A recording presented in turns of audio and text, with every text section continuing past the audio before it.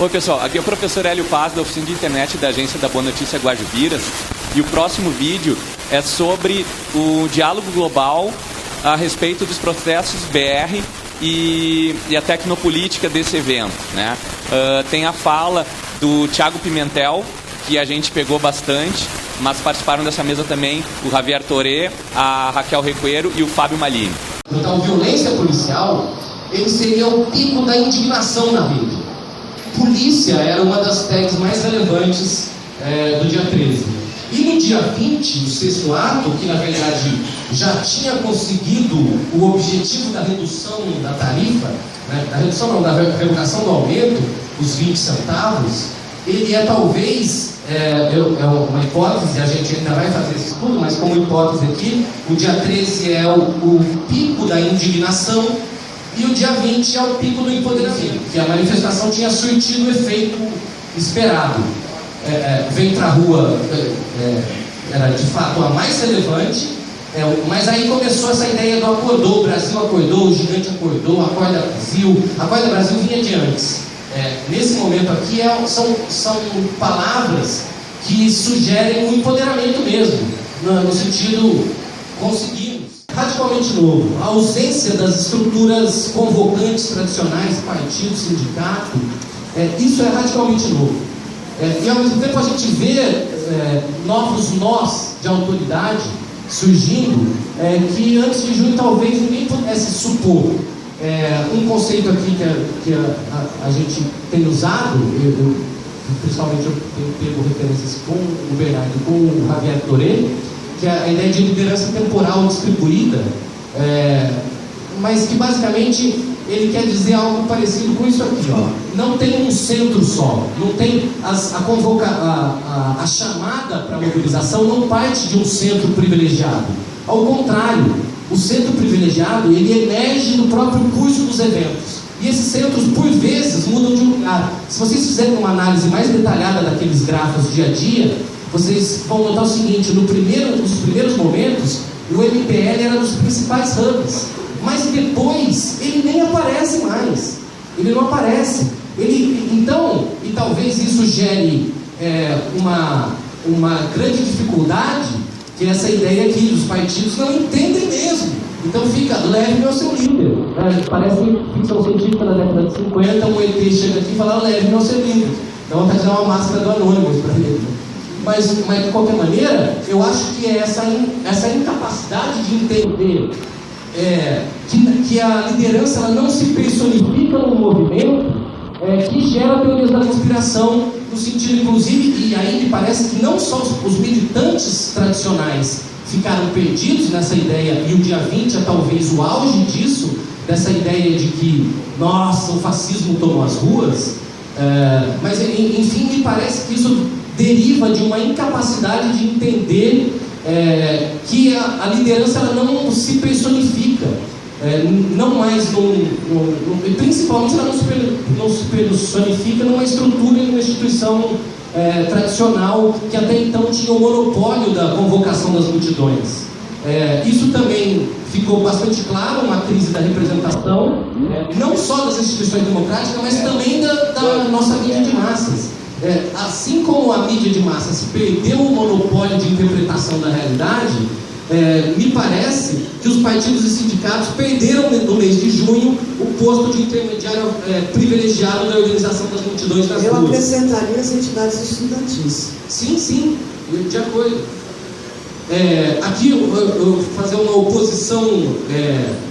Eu tenho um relato do Bernardo aqui, mas a primeira foto na verdade, uma foto de uma manifestação, da manifestação do dia 20 de junho em Recife.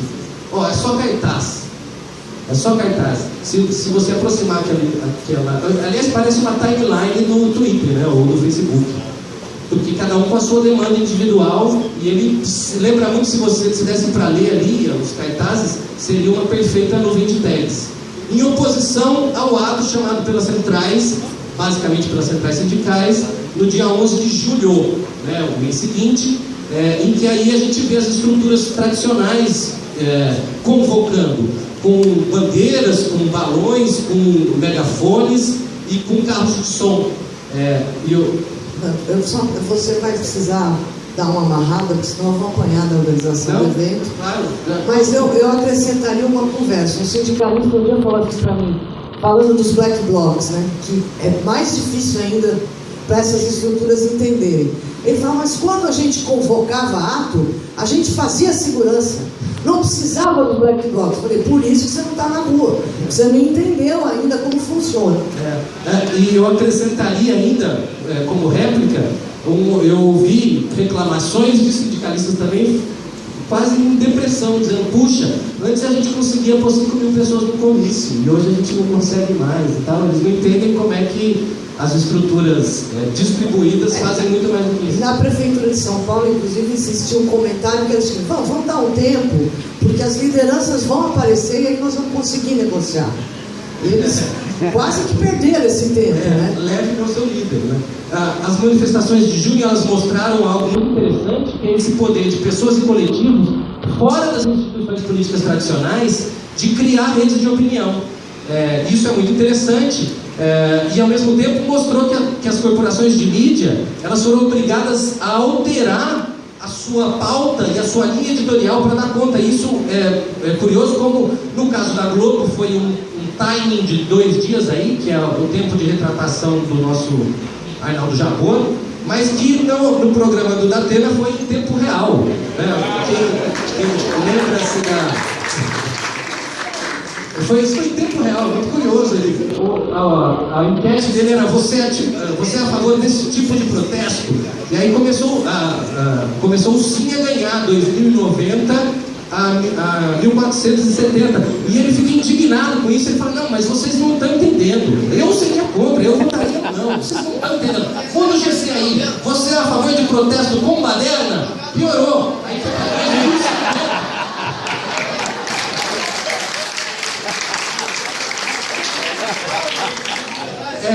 e aqui eu finalizei, mas eu vou colocar só um apêndice aqui para mostrar o que o Bernardo colocou, que é o Bernardo colocou que o padrão, deixa eu ver como ele usou a expressão aqui, ele falou que o padrão de rede tem a ver sempre com a violência policial, gerando ainda um engajamento maior. E aconteceu a mesma coisa nos boletins.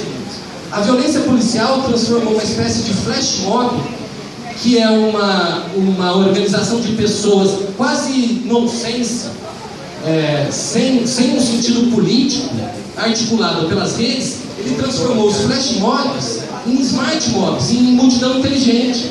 Vou mostrar rapidamente aqui, eu plotei hoje esse aqui grafo do Facebook de rolezinho, isso aqui é um grafo de Twitter, muito mais denso ainda do rolezinho. Quer dizer, me parece que isso aqui segue o mesmo padrão das manifestações de junho. Me parece que a reação diante da violência policial, no caso do rolezinho, ligada às liminares de proibição dos eventos, que politizou o flash mob, transformando uma reunião despolitizada em algo altamente politizado.